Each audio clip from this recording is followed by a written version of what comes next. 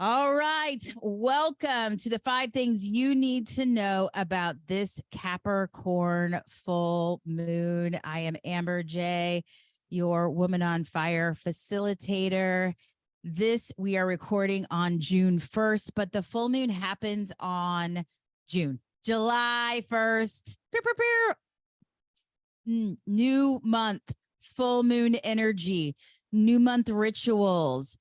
In fact, I wanted to remind everybody, get your cinnamon out, put it on your hand, blow it in your front door for prosperity, to start your month, to call in abundance.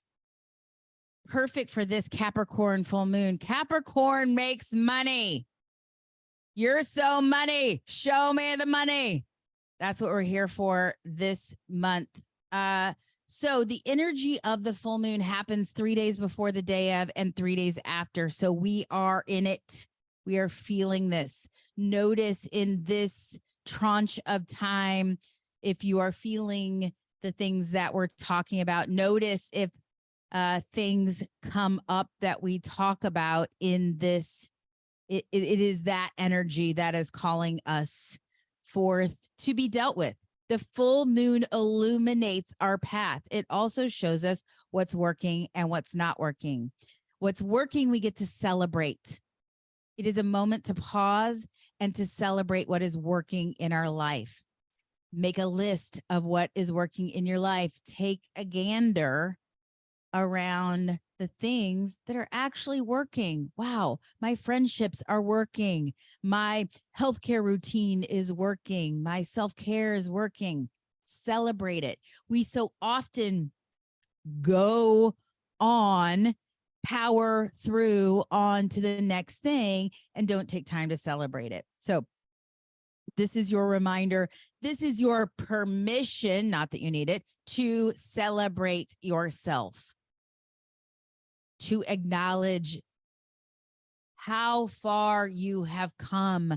You are on this healing and growth and expansion journey. Look at how far you've come.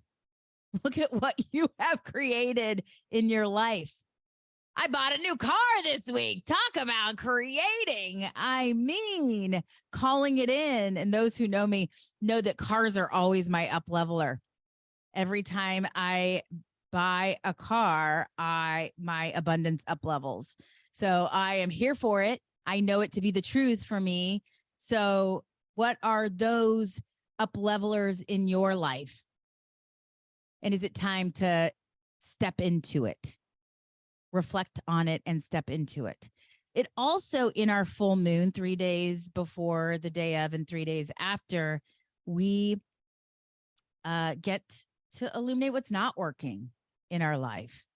Maybe it is relationships or beliefs or behaviors that no longer work for us.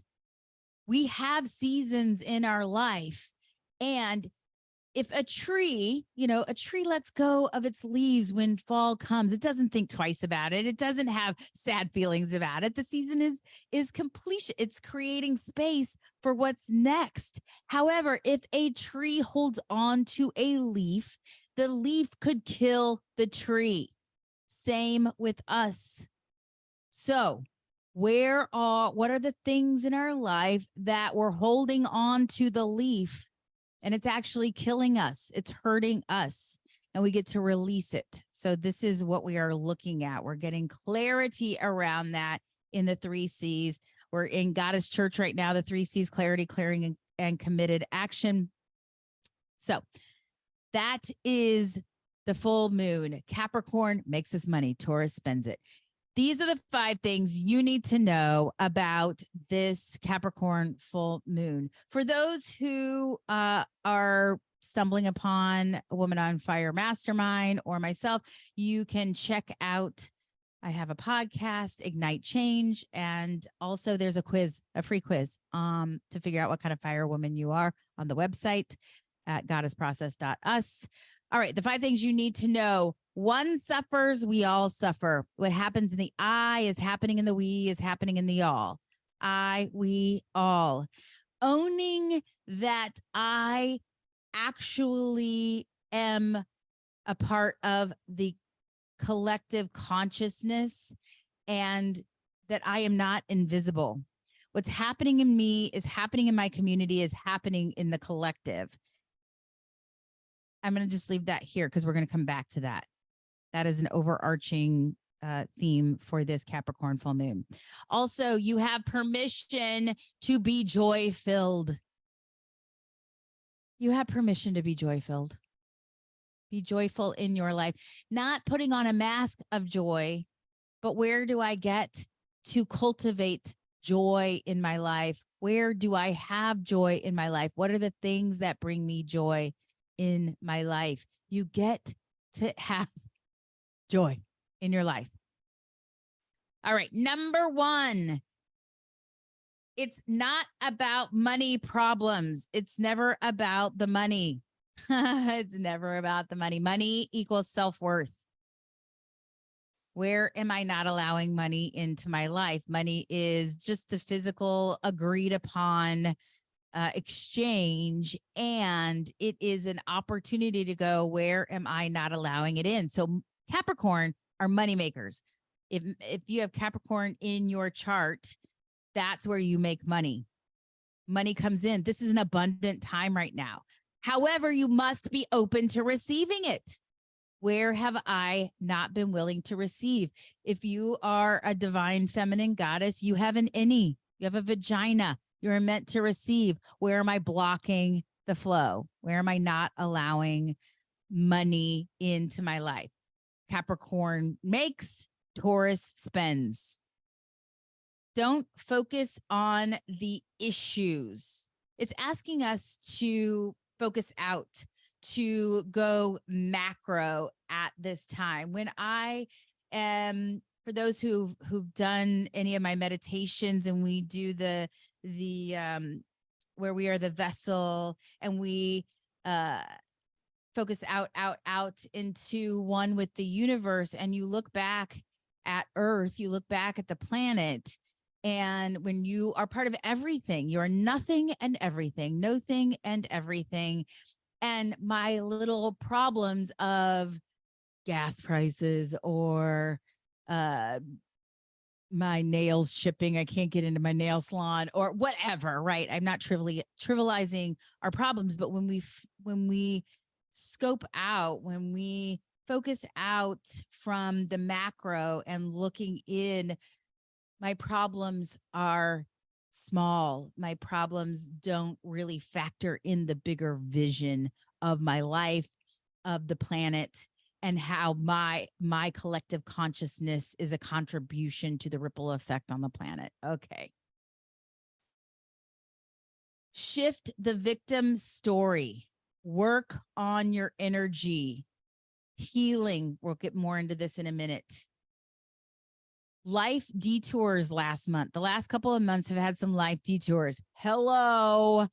I had a cancer diagnosis. My stepdad passed away. My dog got attacked. I mean, what are, like, count the ways. And yet, because I am rooted in this, I know this too shall pass. And we're letting go of that season. That season, we're transitioning into a new season. Where has my body and words been in low frequency? Now is the time to shed. We use this full moon to shed those old stories and low energy. It asks us, how open is your heart? Permission to be heart-centered, for your life is abundant. I open my heart to allow the abundance to flow. Abundance is spacious energy. We are clearing that leaky energy from May and June. So here's the first prompt. Where was your leaky energy? Where was your leaky energy over the last couple months? Where were you leaking energy? I'm going to keep going on. A remedy, an opportunity for detoxing and cleaning up this leaky energy is to be in nature, specifically in water. Lynn, we were talking about water sign. Yep. Being in water for 20 minutes calms our nervous system, relaxes. So that could be a goddess soak. That could be in the ocean. That could be in a pool, a lake. Get into water and just be without a goal, without having to get anywhere, without a solution needing to be found. Being in water for 20 minutes. So where was I leaking energy? Bring that into your meditation of 20 minutes of water.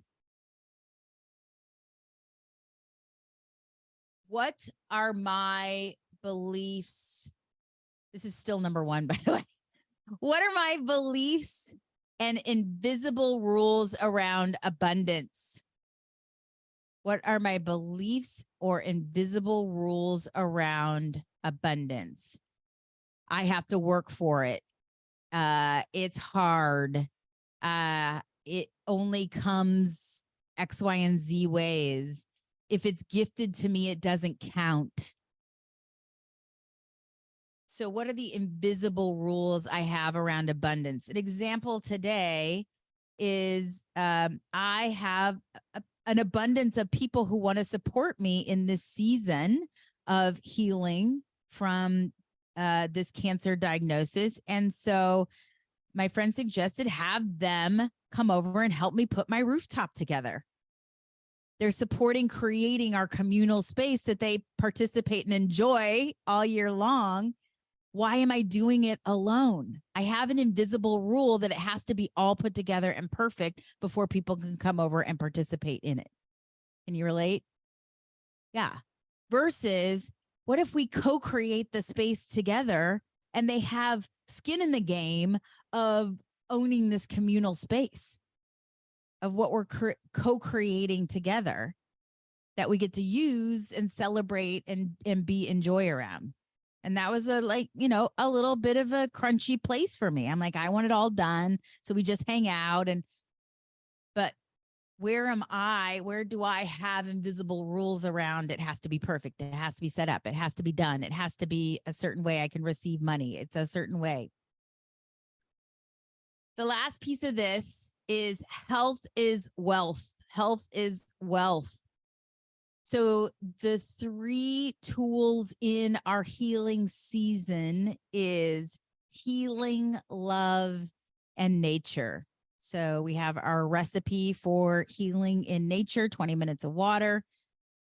Love, where do I get to bring love? Opening my heart, healing my heart, clearing out my leaky energy, that healing space. Healing, love, nature. All right. All that was number 1. Number 2, it's not about you. It's not about you. It's not about you. We are part of a collective. We are part of something bigger. It is important that you are here. It is important that you use your gifts and talents at this time. We're going to talk about this in a minute, but where are you living other people's lives or expectation of your life? Big one. So we are part of something bigger. Look at the bigger picture, not stuck in the detail.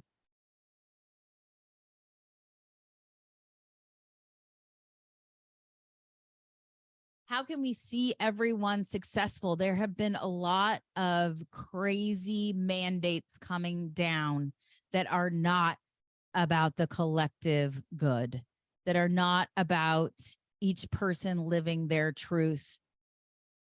And the Dalai Lama said, it is the Western woman who will save the world, who will bring peace to the world. It is upon us to come from our heart space, to be the emotional intelligence of the planet, to shift this holding on to patriarchal old beliefs. It is fear. That's all. It's fear. People living in fear.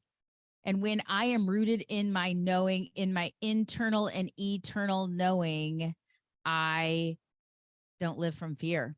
I live from love. And all there is love or lack of love. Fear is just lack of love. So where am I lacking love in my life so I can fill it back up so I can be love? I can be the embodiment of love. I get to open my heart. I jumped ahead.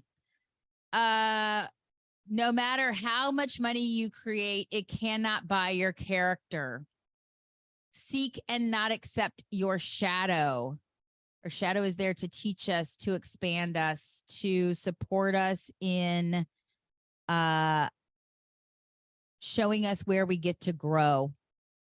Our trauma is where we get to, our mess is our mesh, is our mission. Our mess is our message. It's where we do the healing, gives others permission to heal.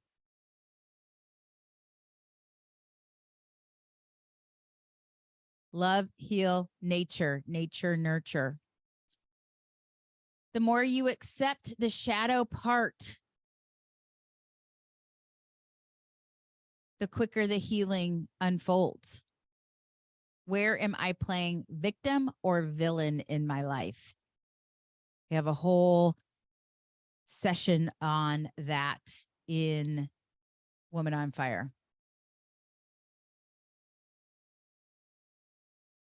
Number 3, where do you not ask for help? I mean, hello, where do I not ask for help? I mean, I'll speak from my biggest fear in not where did I learn that I can't ask for help? Where did I learn?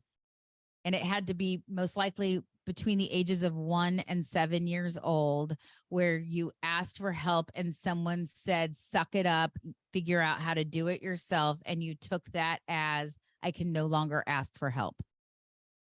I can no longer, if I ask for help, I will be rejected.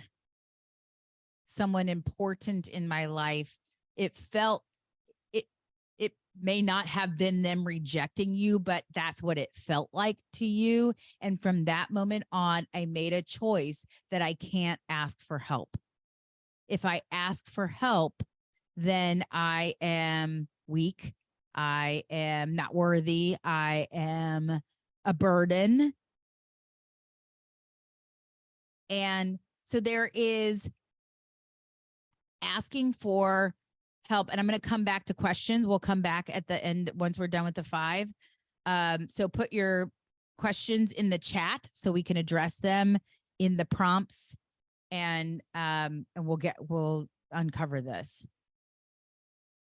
Victim, we're a victim to, I have to do it all by myself. It's the myth of sacrifice. I have to do it all by myself. It doesn't count if others help me.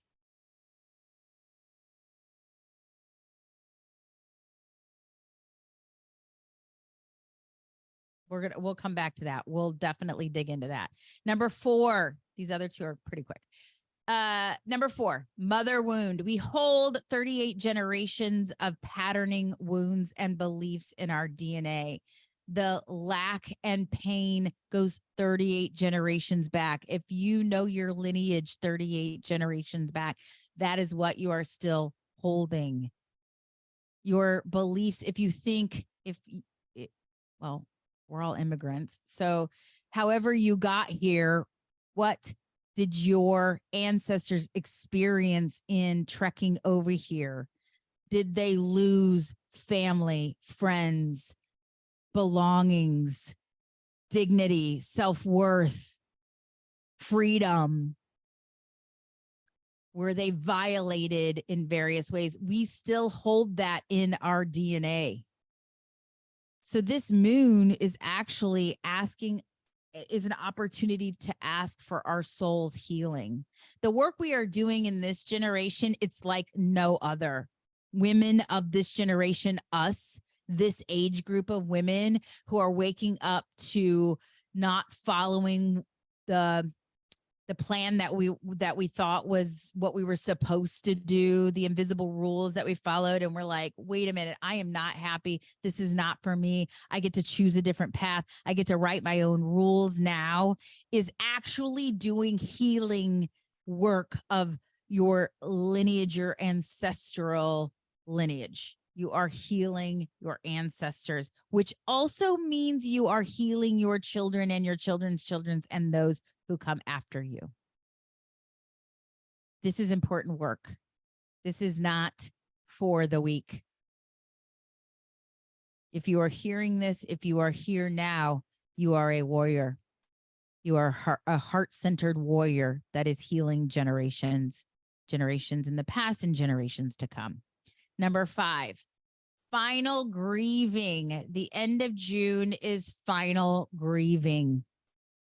This is an opportunity to, grief comes in waves, but it is an opportunity to look at, am I ready to close that chapter of being mom and servant to my family, to being wife and serving of a partner, of a business or job that served me. It served me well, even in that season. I loved being mom and of service to my family. And now I am stepping into a new season, and there is grief in that.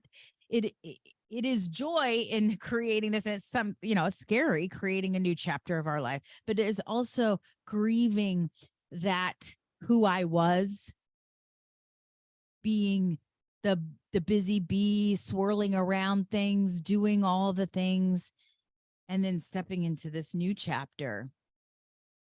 So there's grief. Allow yourself the grief.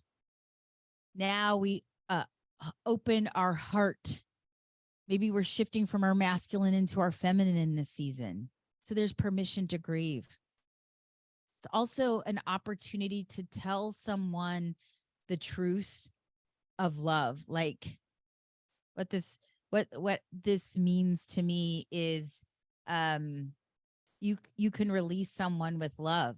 Like, I deeply appreciate and love the chapter of raising our children, and now we are choosing separate lives, and I can still love what we created and love that I am creating a new life or path or new chapter for myself, and not sit in guilt or shame or torment for choosing me. Because what I'm reflecting on my children and my friends and my family around me is that I get to be happy too. I don't have to live in the myth of sacrifice.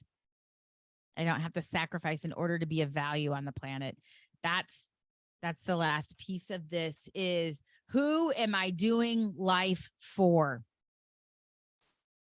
Moms fall into this category a lot of, we shift into doing for the kids and husbands and our community or our partners.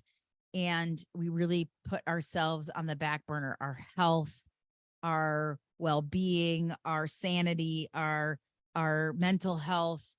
And we're living the lives for our kids, for our partners, for our parents, for our community, what the expectations are of them, shooting all over ourselves. And we are doing life for others. I have heard it time and time again on people's deathbed. I wish I had lived my life and not the life that others put upon me or projected for me. If you are hearing this, this is the wake-up call. It is your life to do what you want with it. You are worthy.